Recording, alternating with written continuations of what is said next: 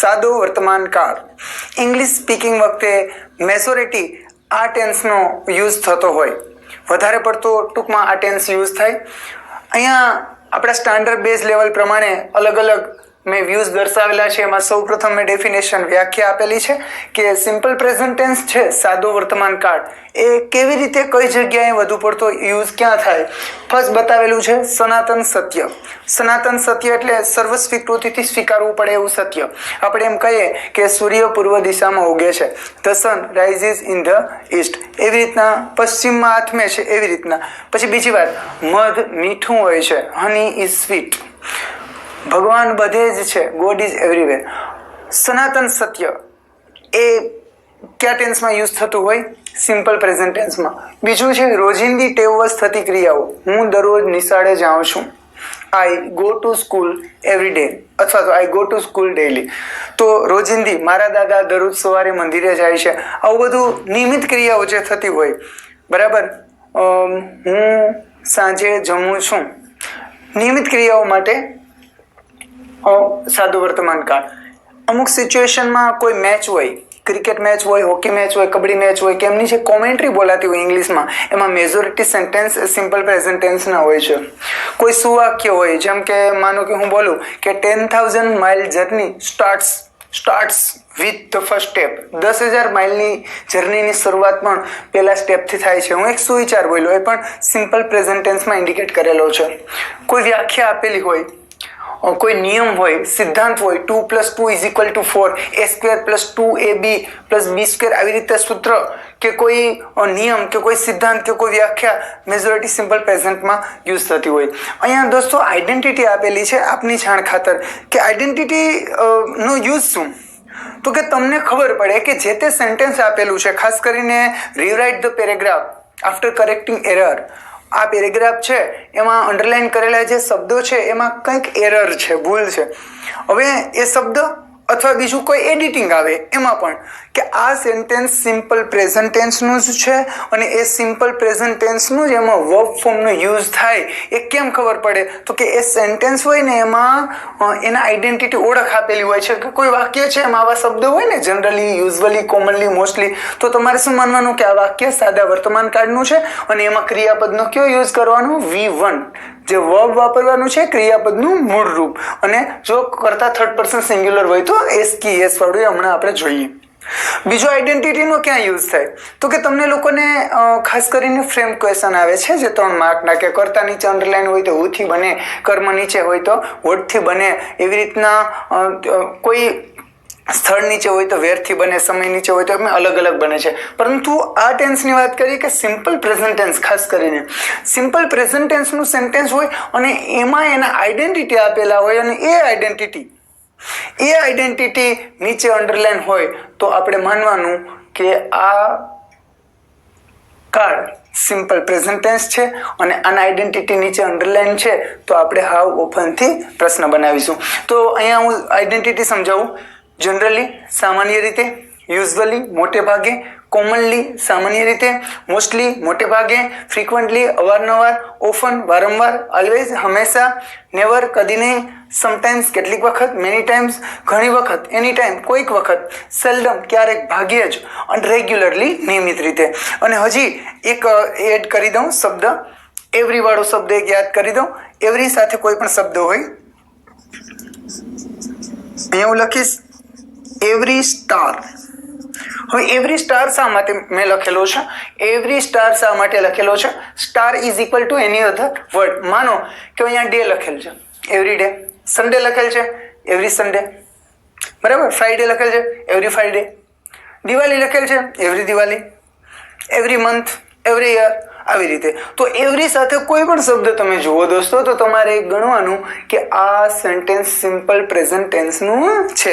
બરાબર. અને એની નીચે અંડરલાઈન હોય તો WH ક્વેશ્ચન શેનાથી બનશે?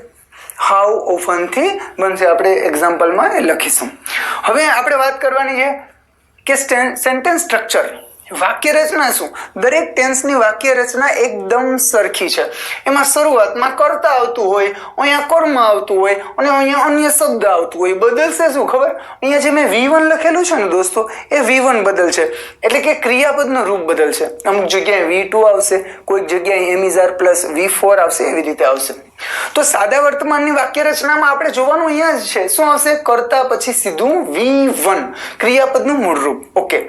જ્યારે ક્યારેક આપણે એસે કે એવું કંઈ લખતા હોય ડિસ્ક્રિપ્ટિવ લખાણ, તો એમાં છે ને નકાર કરવાની ઈચ્છા થાય તો નકાર કેમ કરવાનું વાક્યનું ખબર? એ પણ ઇઝીલી છે. શું કરવાનું ખબર? આ V1 છે ને એના બે ભાગ પાડી દેવાના. કાં તો ડુ ડઝ લખવાનું, કાં ડુ લખવાનું, કાં ડઝ લખવાનું, અને એની સાથે મૂળ રૂપ. તો કર્તા સાથે અહીંયા કાં ડુ લખો કાં ડઝ લખો. ક્યારે ડુ લખવું ક્યારે ડઝ એ હમણાં સમજાવું. પછી નોટ મૂકી દેવાનું અને પછી મૂળ રૂપ V1 લખવાનું, પછી હતું એમનું એમ. પ્રશ્નાર્થમાં શું કરવાનું? વાક્ય આખે આખું એમને રહેવા દેવાનું. જો કર્તા V1 કર્મ અન્ય શબ્દ, કર્તા V1 કર્મ અન્ય શબ્દ, એમ જ છે ને. છેલ્લે પ્રશ્નાર્થ મૂક્યું ખાલી. આગળ શું મૂકવાનું? કાં તો ડુ મૂકવાનું કાં તો ડઝ મૂકવાનું. હવે જોઈએ ડુ ક્યારે મૂકવું, ડઝ ક્યારે મૂકવું. તો કે જો કર્તા ત્રીજો પુરુષ એકવચન હોય, એટલે કે હી, સી, ઇટ કે અન્ય એક વ્યક્તિનું નામ, તો આપણે શું કરવાનું? ડઝ લખવાનું. બાકી શું મૂકવાનું? ડુ. એમ પણ ખબર ન પડે તો બીજી રીતે જોઈએ કે અહીંયા મેં નોંધ લખી છે કે જો કર્તા ત્રીજો પુરુષ એકવચન હી, સી, ઇટ કે અન્ય કોઈ વ્યક્તિનું નામ અથવા બે વ્યક્તિ વચ્ચે ઓર હોય તો એ ત્રીજો પુરુષ એકવચન થયું. તો અહીંયા V1 ક્રિયાપદના મૂળ રૂપને છેડે કાં એસ, કાં ઈએસ, કાં આઈઈએસ. એ કોના પ્રમાણે મૂકીશું આપણે? તો કે પ્લુરલના નિયમ પ્રમાણે, બહુવચનના જે નિયમ છે એના પ્રમાણે મૂકીશું. તો આપણે શું કરવાનું? માનો કે મારે આ વાક્યને નકાર કરવું, તો મારે જોવાનું કે આ ક્રિયાપદ એસ ઈએસ વાળું છે. જો એસ ઈએસ વાળું હોય તો એસ ઈએસ ઉડી અને ડુ છેડે આવે એટલે ડઝ થઈ જશે. એટલે કાં નકાર કાં પ્રશ્નાર્થમાં આપણે શું કરવું પડશે? અહીંયા ક્રિયાપદ એસ કે એસ વાળું હોય તો ડઝ લખવાનું, એસ કે એસ નો વાળું ન હોય તો ડુ લખવાનું નકાર પ્રશ્નાર્થમાં. બરાબર. અહીંયા સેન્ટેન્સ બતાવેલા, બે સેન્ટેન્સ છે, તમારી સમક્ષ પ્રેઝન્ટ કરીશ. શ્યામ ડ્રિંક્સ ટી. મેં વાક્ય લખેલું છે શ્યામ ડ્રિંક્સ ટી. એવરી મોર્નિંગ લખવું, ડેઈલી લખવું, સમટાઈમ લખવું, ઓલવેઝ, ગમે તે ચાલે. અહીંયામાં આટલું જ લખેલું છે. શ્યામ નામનો છોકરો છે, ડ્રિંક્સ પીવે છે, ટી એટલે ચા. શ્યામ ચા પીવે છે, આ નિયમિત ક્રિયા બતાવેલી. હવે આ સેન્ટેન્સ છે એમાં કર્તા કયું છે? શ્યામ એ કર્તા છે. કર્મ શું છે? શું પીવે છે? ચા. ટી એ કર્મ છે. આ પદાર્થવાચક હોવાથી અહીંયા મેં આર્ટિકલ યુઝ કરેલો એક એમ નથી. ડ્રિંક આમ જ છે, ક્રિયાપદ તો આટલું જ છે, ડ્રિંક પીવું. પણ એસ કેમ લગાડ્યો મેં? તો કે કર્તા શ્યામ છે, ત્રીજો પુરુષ એકવચન છે, એટલે અહીંયા એસ યુઝ કરેલો છે. હવે માનો કે મને કોઈ એમ કહે કે આ વાક્યનો નકાર બનાવો, નેગેટિવ બનાવવાની વાત આવે, તો મારે શું કરવાનું ખબર? આ જે શ્યામ છે ને દોસ્તો, એ શ્યામનું શ્યામ મૂકી દઉં. આના બે ભાગ પાડી દેવાના. અહીંયા કાં તો ડુ મૂકું કાં તો ડઝ મૂકું. શું મૂકું તમે જ કહો? તો આ એસ વાળું છે કે નહીં? એસ કે એસ વાળું હોય તો શું કરવાનું? ડુ હોય ને એને છેડે ઉડીને લાગી જાય, એટલે ડુનું ડઝ કેમ બન્યું? તો કે એસ અહીંયા ઉડીને આવે તો ઓ હોય તો એસ જ લાગે. તો આના બે ભાગ પાડ્યા, ડઝ અને બીજું આ મૂળ રૂપ તો મૂકવાનું જ, ડ્રિંક મૂકવાનું. ડ્રિંક્સ મૂકીશું નહીં, આ એસ અહીંયા મૂકીશું નહીં. કેમ નહીં મૂકીએ? તો કે એસ ઉડી અને અહીંયા આવી ગયો, ડઝ થઈ ગયું. ડઝ સાથે મૂળ રૂપ આવે, ડુ હોય કે ડઝ હોય ચોખ્ખું રૂપ આવશે, અને બાકી બધે જે બચે શબ્દો ટી. આજે કર્મ લખી નાખ્યું, ડેઈલી હોત તો ડેઈલી લખી નાખે. તો નકાર શું બન્યું? શ્યામ ડઝ નોટ ડ્રિંક ટી. અહીંયા મેં નોટ લખ્યું નથી, તો નોટ ક્યાં હશે દોસ્તો? અહીંયા નોટ લખીશું. એટલે આ વાક્ય નકાર પરફેક્ટ કેમ બનશે? તો કે શ્યામ ડઝ નોટ ડ્રિંક ટી. બરાબર. પેલા શું કરવાનું? આપણે બે ભાગ પાડી નાખવાના. ફરીથી કહું છું, શું ભાગ પાડ્યા ડ્રિંકના? એક તો એસ હતો એટલે ડઝ લખ્યું, અને બીજું શું લખ્યું? ડ્રિંક. બે ભાગ તો પડી ગયા. હવે નકાર કરવું કે પ્રશ્નાર્થ? જો તમે પ્રશ્નાર્થ કરશો ને તો આ બંનેની વચ્ચે શું આવી જશે? નોટ છે કર્તા આવી જશે. અને નકાર કરશો ને તો શું આવી જશે? આવી ગયું નોટ. તો નકાર વાક્ય કેમ બન્યું? આ તો હકાર છે, નકાર કેમ બન્યું? નેગેટિવ કેમ બન્યું? શ્યામ ડઝ નોટ ડ્રિંક ટી. બરાબર ને? હવે એમ કે change this sentence into interrogative. Interrogative એટલે પ્રશ્નાર્થ બનાવો. તો શું કરીશું ખબર? મારે શું કરવાનું? પહેલા આખું વાક્ય એમને એમ રહેવા દેવાનું. અહીંયા એક શબ્દની જગ્યા મૂકીશ. બાકી વાક્ય હતું એમ લખી નાખું. ચલો સેમ લખું છું. શ્યામનું શ્યામ લખી નાખ્યું, ડ્રિંકનું ડ્રિંક લખી નાખ્યું. મારે પ્રશ્નાર્થ બનાવવું છે. સેમ લખું, એ હમણાં રહેવા દઉં.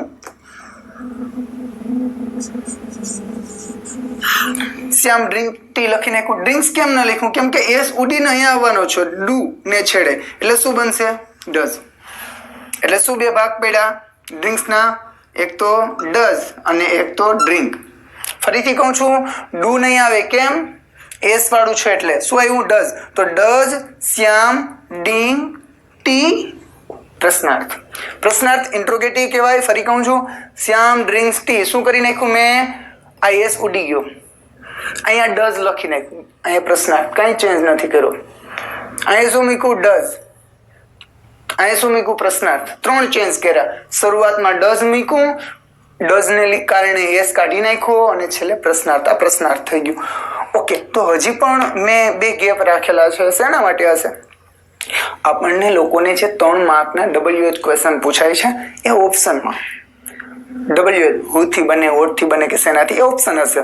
પણ આપણે શું કરવાનું? અંડરલાઈન કરેલી હોય. માનો કે તમને અંડરલાઈન આપેલી છે શ્યામ નીચે, કર્તા નીચે અંડરલાઈન હોય ને તો એમનું WH બનાવવું તદ્દન સરળ. કેમ ખબર?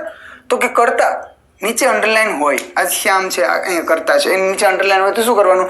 વિચાર્યા વિનાનું આ શબ્દને એની ઉપર WHO હું લખી નાખવાનું. બાકી હતું એમ મૂકી અને પ્રશ્નાર્થ લખી નાખો. જોજો તમે જોઈ શકો છો. હું એસ નહીં નીકળે આમાં. હો, ડ્રિંક્સ ટી. ઓકે, તો શું લખ્યું મેં? હુ ડ્રિંક્સ ટી. પ્રશ્નાર્થ. શું ચેન્જ થયું? શ્યામને બદલે હું લગાડ્યું. બાકી હતું એમ પ્રશ્નાર્થની નિશાની મૂકી. હવે માની લો કે અંડરલાઈન જો વર્બ નીચે નહીં હોય, વર્બ બોલજો, વર્બ નહીં, વર્બ. અહીંયા જે ટી, જેને ઓબ્જેક્ટ કહીશું, કર્મ છે, અને કર્મની નીચે અંડરલાઈન હોય તો શું કરીશું ખબર? તો વર્ડથી બનશે. શેનાથી બનશે? વર્ડથી. હવે જો હુથી બનાવવું બહુ સરળ છે. હું મૂકી હતું એમ લખી નાખવાનું. પરંતુ વર્ડથી, વેરથી, હાઉ મેની, હાઉ ફાર, હુમ, હુઝથી, ગમે એનાથી તમે બનાવો, વિથથી. તો એના માટે એક વસ્તુની જરૂર પડશે, એક બાબતની. શેની જરૂર પડશે? આમની, પ્રશ્નાર્થની. એ પ્રશ્નાર્થ છે ને એની જરૂર પડશે આપણે. તો અંડરલાઈન કરેલો શબ્દ નીકળી જશે ને, એના બદલે આપણે કયો શબ્દ આવી જશે? વોટ. તો વોટથી બનશે. હજી પણ WH ક્વેશ્ચનનો અલગ ટોપિક જ જોઈશું આપણે. અહીંયા મેં વોટ મૂકી દીધું. પછી શું કરવાનું ખબર? શ્યામ ડ્રિંક્સ ટી છે, શેની નીચે અંડરલાઈન છે? તો કે કર્મ નીચે. તો આપણે વિચાર વિનાનું વોટ મૂકી દીધું. પછી શું કર્યું? પછી આ વાક્યનું પ્રશ્નાર્થ રફમાં બનાવી લીધું. માનો કાંઈ રફમાં બનાવી લીધું કે ડઝ શ્યામ ડ્રિંક ટી બનાવી લીધું ને, તો એ બેઠે બેઠું અહીં લગાડી દઉં. જો આ વાક્ય છે એ હું અહીં લગાડું છું, તમે જોઈ શકો છો. What does Shyam drink. શું ટી આવશે? નહીં લખી શકું. કેમ? તો કે ટી નીચે તો અંડરલાઈન છે, તો એ શબ્દ યુઝ કરવાનો રહેશે નહીં. તો શું બન્યું? What does Shyam drink. Gujarati કરું છું. શ્યામ ચા પીવે છે. શ્યામ ચા પીતો નથી. શું શ્યામ ચા પીવે છે? કોણ ચા પીવે છે? શ્યામ શું પીવે છે? ઓકે, આ વાક્ય બની ગયા. આવી જ રીતે વધુ ને વધુ મેક્સિમમ સેન્ટેન્સની તમે લોકો પ્રેક્ટિસ કરજો. આપની સમક્ષ રજૂ કરવા જઈ રહ્યો છું સેકન્ડ સેન્ટેન્સ સિમ્પલ પ્રેઝન્ટનું એક્ઝામ્પલ માટે. They play kabaddi in garden. નાના બાળકો છે અને એના માટે મેં પ્રોનાઉન યુઝ કરેલું છે ધે. Y silent. ધે, ય નહીં, ધેય નહીં, they. Okay, they play kabaddi in garden every Sunday. દર રવિવારે તેઓ બગીચામાં કબડ્ડી રમે છે. આવું મેં લખ્યું. ધે છે એ બાળકોનું મેં અહીંયા મારી રીતે સર્વનામ આપેલું છે, પ્રોનાઉન. ક્રિયાપદ છે અહીંયા પ્લે, V1. કર્મ છે kabaddi. In garden every Sunday અન્ય શબ્દ છે. ઇન ગાર્ડન એ સ્થળ બતાવતો શબ્દ છે અને એવરી સન્ડે બરાબર એ ફ્રીક્વન્સ બતાવતો શબ્દ છે. હવે આ જે વાક્ય છે એમાં પ્લે ને છેડે એસ ને નથી લગાડ્યું, અહીંયા તો ડ્રિંક ને છેડે એસ લગાડ્યું. તો એવું કેમ થયું? વિચારો. કેમ કે ભાઈ શ્યામ ત્રીજો પુરુષ એકવચન છે એટલે એસ કે એસ લાગે. ધે છે એ ત્રીજો પુરુષ ખરો પણ બહુવચન છે એટલે એસ કે એસ લાગે નહીં, તો એ વાક્ય એકદમ બરાબર છે. હવે આ વાક્યનો નકાર કરવાનું હોય તો શું કરવું? તો મારે શું કરવાનું ખબર? ધેનું ધે મૂકી દેવાનું. શું મૂકી દેવાનું? ધેનું ધે મૂકી દેવાનું. હવે આના બે ભાગ પડશે, ડુ અથવા તો ડઝ, અને બીજું પ્લેનું પ્લે. પ્લેનું પ્લે. તો ડુ લખવું કે ડઝ એ કેમ નક્કી થશે? તો ધે પછી ડુ, પ્લેના બે ભાગ પડ્યા, ડુ ને પ્લે પડ્યા ને, ડઝ નથી લખ્યું. જો અહીંયા પ્લેઝ હોત ને, અહીં એસ હોત તો અહીંયા ડઝ લખે. એસ છે ને એટલે કઈ લખવું નહીં ને. ઓકે, નકાર છે એટલે નોટ તો લખું કે નહીં? ઓકે. તો they play kabaddi in garden every Sunday.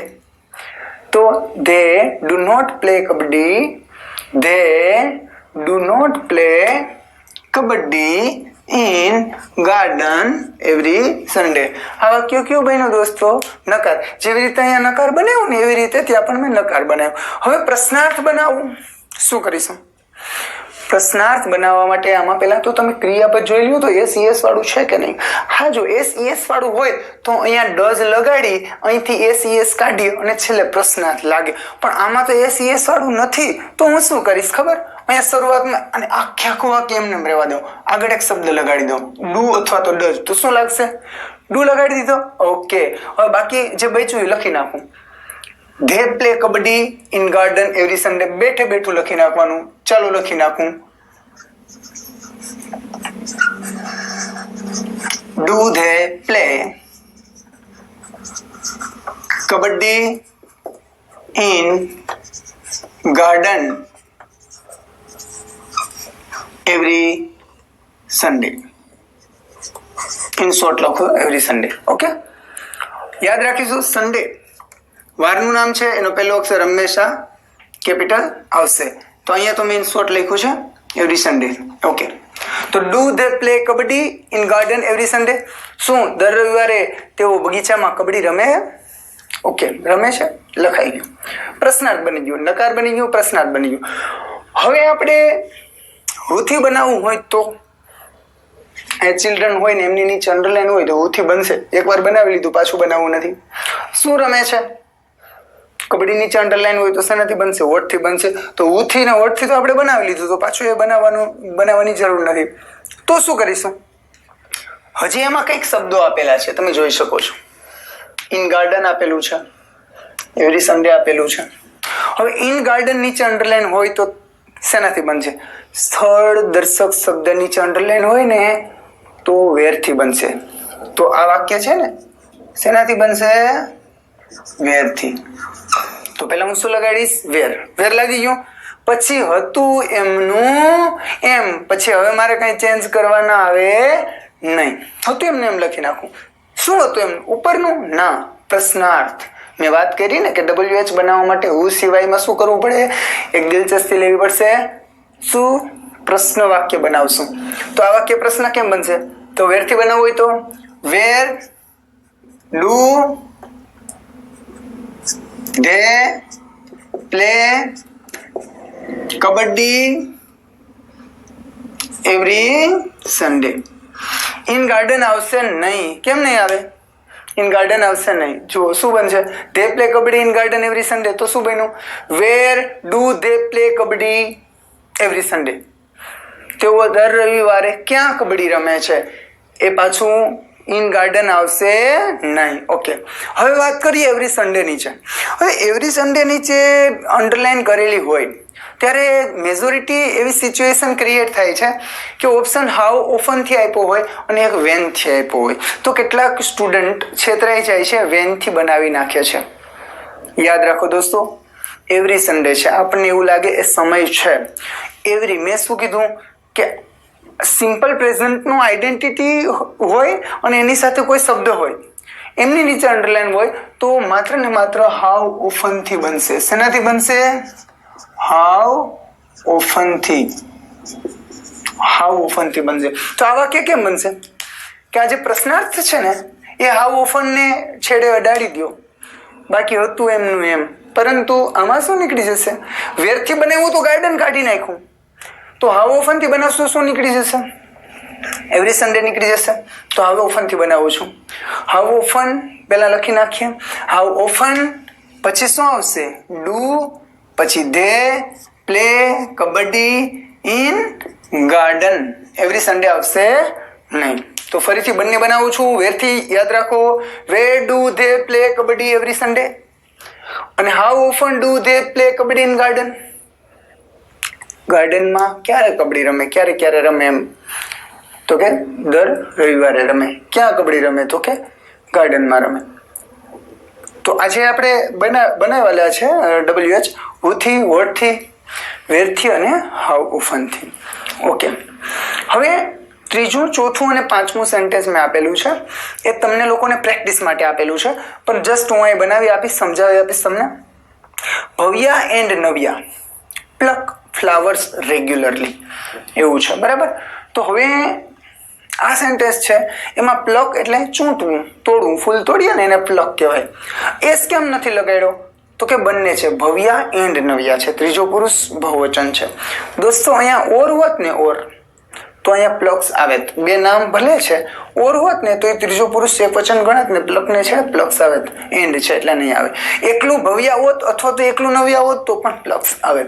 Okay, તો આનું ગુજરાતી એમ થાય, ભવ્યા અને નવ્યા નિયમિત રીતે ફૂલ ચૂંટે છે, ફૂલો ચૂંટે છે અથવા ફૂલો તોડે છે.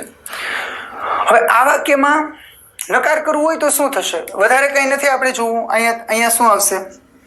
ડુ નોટ આવશે. શું આવશે? Do not. તો આનું નકાર કેમ બનશે? Bhavya and Navya do not pluck flowers regularly, નકાર બની ગયું. પ્રશ્નાર્થ કેમ બનશે? આખું વાક્ય એમનું એમ રહેશે. અહીંયા શું આવી જશે? ડુ. તો do Bhavya and Navya pluck flowers regularly, nothing change, anything else. ડુથી બની ગયું. ઓકે, હવે અહીંયા છેલ્લે પ્રશ્નાર્થ તો કરવું જ પડશે.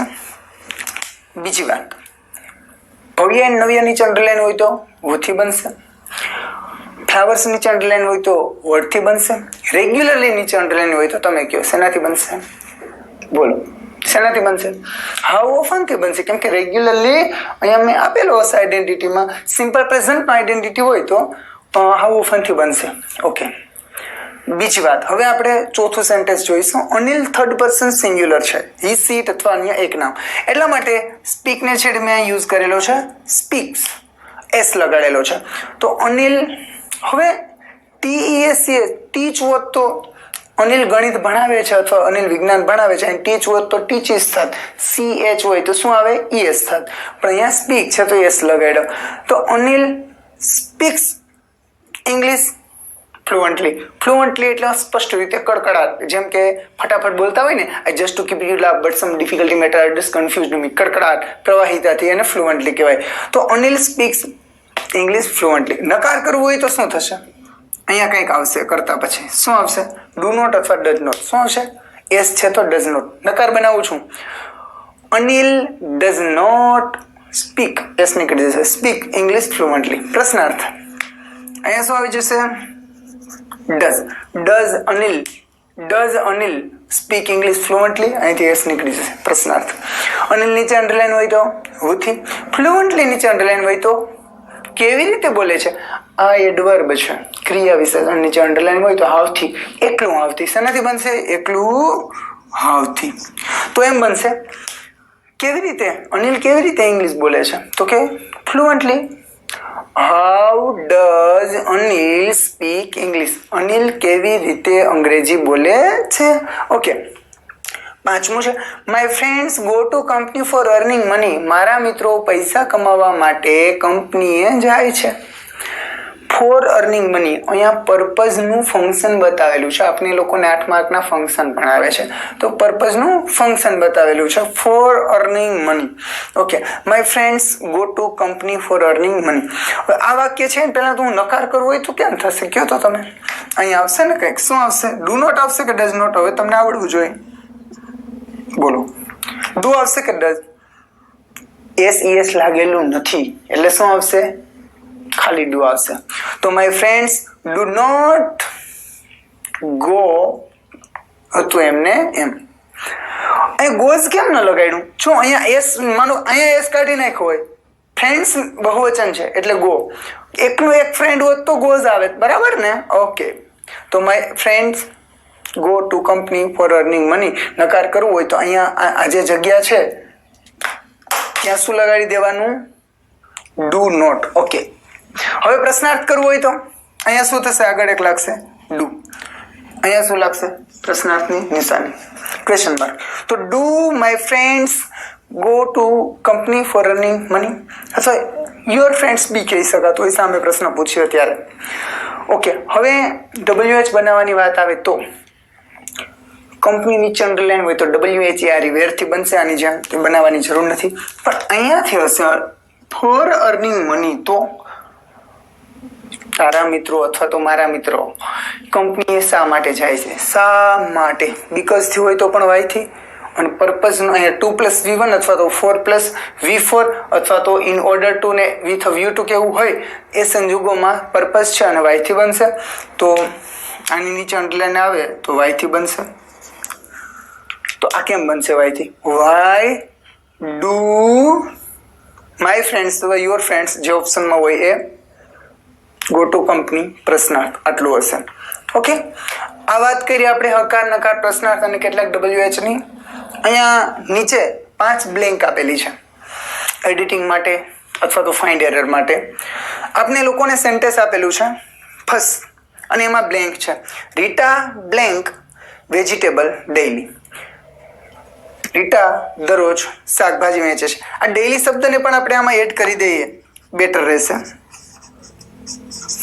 ડેઈલી. ઓકે, તો Rita blank vegetable daily simple પ્રેઝન્ટનો આઈડેન્ટિટી છે. ઓકે, એટલે હવે શું આવશે? V1 તો આવશે. તો V1 વાળું કયું છે? A અને B બંને V1 વાળા છે. A B બંને V1 વાળા છે તો શું કરીશું? રીટા થર્ડ પર્સન સિંગ્યુલર છે, ત્રીજો પુરુષ એક વચન છે. સેલને છેડે એસ કે એસ ક્યાં લગાડેલો છે? ક્યાં લગાડેલો છે? અહીંયા. ઓકે, એટલે શું થશે? Rita sells vegetable daily. Done. બીજું યોર બ્રધર્સ, બ્રધર નથી, બ્રધર્સ તારા ભાઈઓ.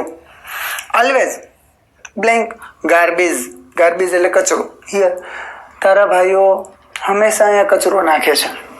તો અહીંયા કરતા શું છે? ત્રીજો પુરુષ બહુવચન. બ્લેન્ક છે અહીંયા ખાલી જગ્યા.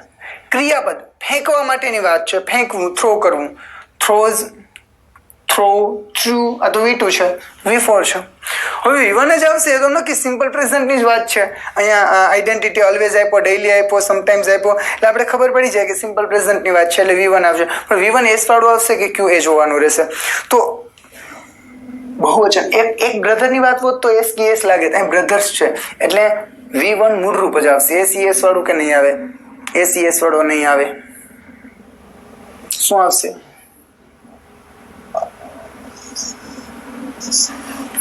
કેમ એસ વાળું ના આવ્યું?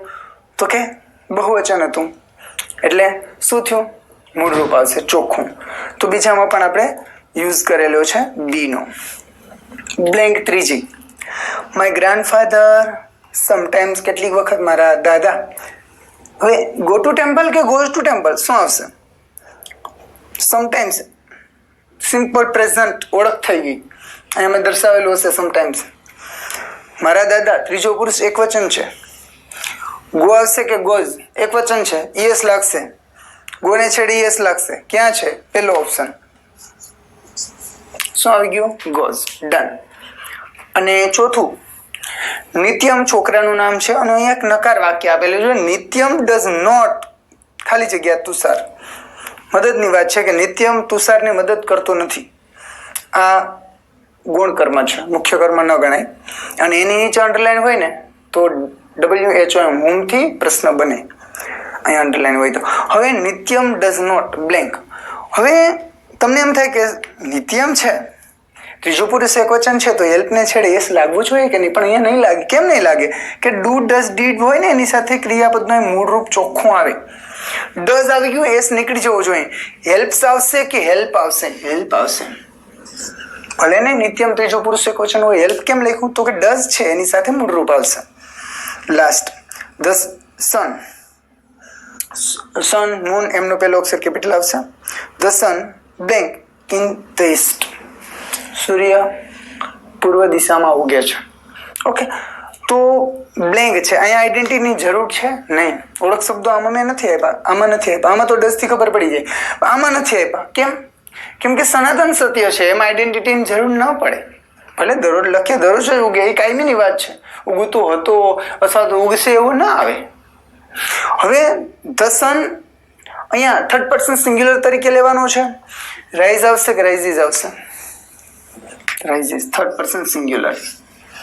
ઓકે, તો આમાં આવશે સી. તો દોસ્તો આ વાત કરી ધ સિમ્પલ પ્રેઝન્ટ ટેન્સની. આવતા લેક્ચરમાં જોઈશું the simple past tense. Thank you દોસ્તો.